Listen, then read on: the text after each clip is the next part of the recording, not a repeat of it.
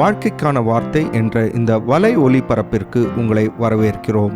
இது ஆதியாகமம் முதல் வெளிப்படுத்துதல் வரை முழு வேதாகமத்தையும் உள்ளடக்கிய ஒரு தினசரி தியானமாகும். நியாயாதிபதிகளின் புஸ்தகம் 11ஆம் அதிகாரத்தில் யெப்தா எப்படியாக தலைமைத்துவத்துக்கு உயர்ந்தார் என்றும், ஆனால் அதே நேரத்தில் அவருடைய ஒரு முக்கியமான பலவீனத்தை குறித்தும் நாம் வாசிக்கின்றோம். முதலாவதாக, கீலேயாத்தின் மூப்பர்கள் யெப்தாவை அம்மோனியருக்கு விரோதமாக நடக்கவிருந்த போருக்கு தலைவனாக தேர்ந்தெடுக்கின்றதை நாம் பார்க்கின்றோம். ஆனால் 1ஆம் வசனத்தில் யெப்தாவினுடைய குடும்ப பின்னணியை குறித்து நாம் சொல்ல கேட்கின்றோம். அதாவது யெப்தா ஒரு பரஸ்திரியின் குமாரன் என்று பார்க்கின்றோம். ஆகவே அவனுடைய தகப்பன் வீட்டார் அவனை அவனுடைய சொந்த ஊரிலிருந்து துரத்தி விடுகின்றார்கள் என்றும் சொல்லப்படுகின்றது. ஆகவே 3ஆம் வசனத்தில் யெப்தா தன் சகோதரரை விட்டு ஓடிப்போய் தோப் தேசத்திலே குடியிருந்தான் என்று படிக்கின்றோம். ஆனால் ஆச்சரியமாக கீலேயாத்தின் மூப்பர்கள் இந்த யெப்தாவிடத்திற்கு வந்து, அம்மோன் புத்திரரோடு யுத்தம் பண்ண எங்கள் சேனாதிபதியாய் இருக்க வேண்டும் என்று கேட்கின்றார்கள். யெப்தாவோ 9ஆம் வசனத்தில், அம்மோன் புத்திரரோடு யுத்தம் பண்ண நீங்கள் என்னை திரும்ப அழைத்து போன பின்பு கர்த்தர் அவர்களை என் முன்னிலையாய் ஒப்புக்கொடுத்தால் என்னை உங்களுக்கு தலைவனாய் வைப்பீர்களா என்று கீலேயாத்தின் மூப்பரை பார்த்து கேட்கின்றான். பாருங்கள், சேனாதிபதி என்பது ஒரு பெரிய தலைமைத்துவ பதவிதான். ஆனால் தலைவன் என்பது அதை காட்டிலும் மேலான ஒரு பதவி. 11ஆம் வசனத்தில் நாம் வாசிக்கின்றோம், கீலேயாத்தின் மூப்பர் இந்த யெப்தாவை தங்கள் மேல் தலைவனும் சேனாதிபதியுமாக வைத்தார்கள் என்று படிக்கின்றோம். பாருங்கள், அவனுடைய சொந்த குடும்பத்தாரே அவனை துரத்தி விட்டிருந்தாலும் இப்பொழுது யெப்தா ஒரு தலைவனாகவும் சேனாதிபதியாகவும் மாறிவிட்டான். நண்பர்களே, இன்று கூட வாழ்க்கையின் பெரிய தடைகள் எல்லாவற்றையும் தவிடுபொடியாக்கி உயர்வான தலைமை பதவிகளுக்கு வந்த அநேக தலைவர்களை குறித்து நாமும் அறிந்திருக்கின்றோம். ஜனங்கள் ஒரு நாளிலே இப்படிப்பட்டவர்களுடைய முக்கியத்துவத்தை புரிந்து கொண்டு அவர்களுக்கு முன்பு இல்லாத கனத்தை அவர்களுக்கு கொடுத்ததை நாம் அறிந்திருக்கின்றோம். ஆனால் இவ்வளவு உயரத்துக்கு போன யெப்தாவினுடைய வாழ்க்கையில் ஒரு மிகப்பெரிய பலவீனம் இருந்ததை வேத எழுத்தாளர் சுட்டி காண்பிக்கின்றார். 12ஆம் வசனத்திலிருந்து நாம் வாசிக்கும்போது, இந்த யெப்தா அம்மோன் ராஜாவுக்கு ஆள் அனுப்பி ஒரு செய்தியை சொல்லுகிறான் என்று நாம் படிக்கின்றோம். யெப்தாவின் இந்த செய்தியை நீங்கள் கூர்ந்து கவனித்து பார்ப்பீர்கள் என்று சொன்னால், யெப்தாவுக்கு எப்படி அநேக காரியங்கள் தெரியவில்லை என்பதை நீங்கள் பார்க்க முடியும். முதலாவதாக, யெப்தா காமோஸ் என்ற தெய்வம்தான் அம்மோனியரின் தெய்வம் என்று குறிப்பிட்டு சொல்லுகின்றான். ஆனால் காமோஸ் என்பது மோவாபியருடைய கடவுளாக எண்ணப்பட்டதை தவிர அம்மோனியரின் கடவுள் அல்ல. மோலேக் என்பதுதான் அம்மோனியரின் தெய்வமாக எண்ணப்பட்டது. இரண்டாவதாக, இந்த காமோஸ் தான் அம்மோனியர்களுக்கு அவருடைய நிலத்தை கொடுத்ததாக யெப்தா சொல்லுகின்றான். ஆனால் உபாகமும் 2ஆம் அதிகாரம் 19ஆம் வசனத்தை வாசிக்கும்போது, இஸ்ரவேலின் தேவன்தான் அம்மோனியருக்கு அவளுடைய இடத்தை கொடுத்ததாக நாம் பார்க்கின்றோம். இதுவும் யெப்தாவுக்கு தெரியவில்லை. இன்னுமாக 25ஆம் வசனத்தை வாசிக்கும்போது, யெப்தா இந்த அம்மோனிய ராஜாவை பார்த்து, பாலாக் என்னும் மோவாபின் ராஜாவை பார்க்கிலும் உமக்கு அதிக நியாயம் உண்டோ? அவன் இஸ்ரவேலோடே எப்போதாகிலும் வழக்காடினானா? எப்போதாகிலும் அவர்களுக்கு விரோதமாக யுத்தம் பண்ணினானா என்று ஒரு கேள்வியை கேட்கின்றான். பாருங்கள், எண்ணாகம புஸ்தகம் 22ஆம் அதிகாரத்திலிருந்து 24ஆம் அதிகாரம் வரைக்கும் நம்ம வாசித்து பார்க்கும்போது, யெப்தா இங்கே சொல்லுவது போல பாலாக் அவ்வளவு நல்லவன் கிடையாது. உண்மையில் பாலாக் இஸ்ரவேல் ஜனங்களை தோற்கடிக்கும்படியாக பீலேயாமை வரவழைத்து இஸ்ரவேல் மேல் ஒரு சாபத்தை போட அதிக முயற்சி எடுத்தான். கடைசியாக இஸ்ரவேலை விக்கிரகாராதனைக்கு இழுக்கும்படியாக அவர்களை வஞ்சித்து போட்டான்.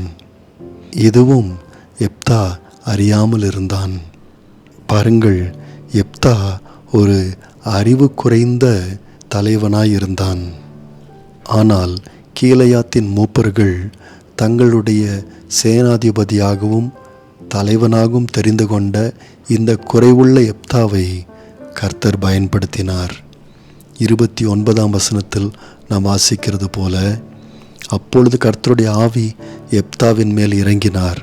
அவன் கீலேயாத்தையும் மனாசே நாட்டையும் கடந்து போய் கீலேயாத்தில் இருக்கிற மிஸ்பாவுக்கு வந்து அங்கே இருந்து அம்மோன் புத்திரருக்கு விரோதமாக போனான் என்று நாம் வாசிக்கின்றோம்.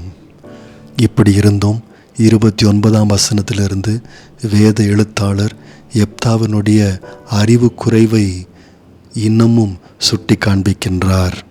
30-31ஆம் வசனத்தில் இந்த எப்தா கர்த்தருக்கு ஒரு பொருத்தனை பண்ணினதாக நாம் பார்க்கின்றோம். தேவரீர் அம்மோன் புத்திரர் என் கையில் ஒப்பு கொடுத்தால் நான் அம்மோன் புத்திரர் இடத்திலிருந்து சமாதானத்தோடு திரும்பி வரும்போது என் வீட்டு வாசற்படியிலிருந்து எனக்கு எதிர்கொண்டு வருவது எதுவோ அது கர்த்தருக்குரியதாகும், அதை சர்வாங்க தகன பலியாக செலுத்துவேன் என்று எப்தா சொன்னான்.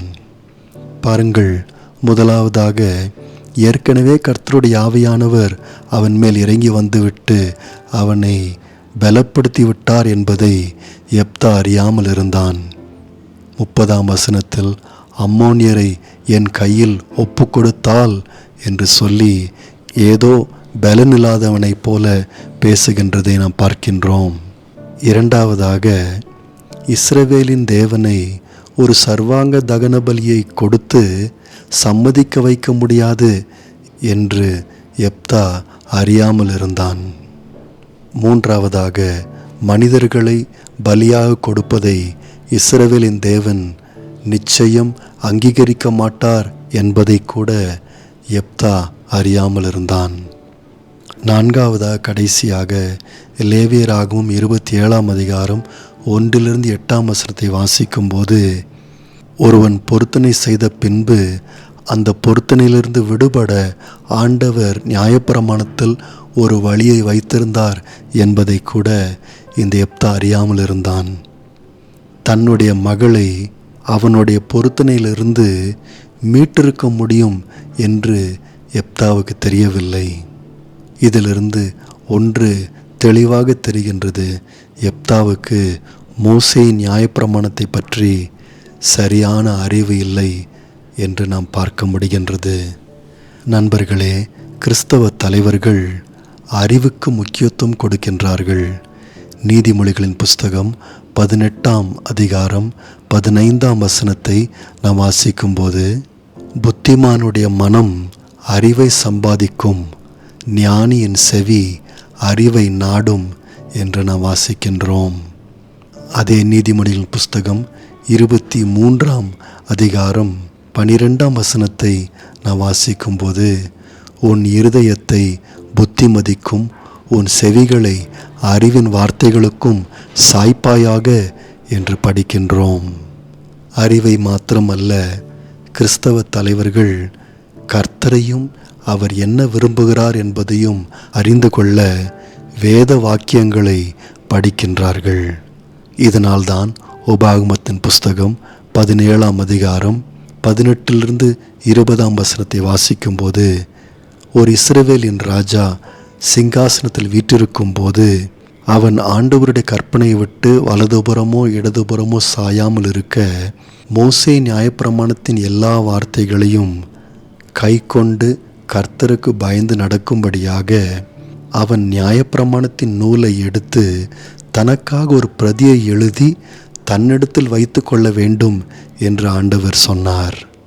நண்பர்களே, இந்த எப்தாவை போல் இல்லாமல் கிறிஸ்தவ தலைவர்கள் கர்த்தருடைய வார்த்தைக்கு முக்கியத்துவம் கொடுத்து அதிலே அதிக நேரம் செலவு செய்கின்றார்கள்.